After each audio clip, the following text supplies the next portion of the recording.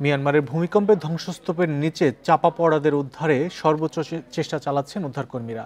এদিকে মিয়ানমারের ভূমিকম্পে ক্ষতিগ্রস্ত এলাকাগুলোতে উদ্ধার তৎপরতা সহজ করতে আংশিক যুদ্ধবিরতি ঘোষণা করেছে দেশটির সশস্ত্র বিদ্রোহীরা।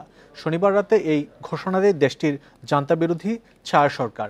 এতে বলা হয় তাদের সশস্ত্র শাখা পিপলস ডিফেন্স ফোর্স এই ঈদে জামা জুতো অ্যাক্সেসরিজের ডিসকাউন্ট। রোববার থেকে ভূমিকম্পে ক্ষতিগ্রস্ত এলাকাগুলোতে 2 সপ্তাহের বিরতির কার্যকর করবে। জাতিসংঘ ও বিভিন্ন বেসরকারি সংস্থার কর্মীরা যেন সেখানে নিরাপদে উদ্ধার অভিযান পরিচালনা ও অস্থায়ী চিকিৎসা শিবির স্থাপন করতে পারে, সেজন্য এই পদক্ষেপ নেওয়া হয়েছে। এদিকে গতকাল রাতভর এলাকাগুলোতে উদ্ধার অভিযান চালায় উদ্ধারকর্মীরা।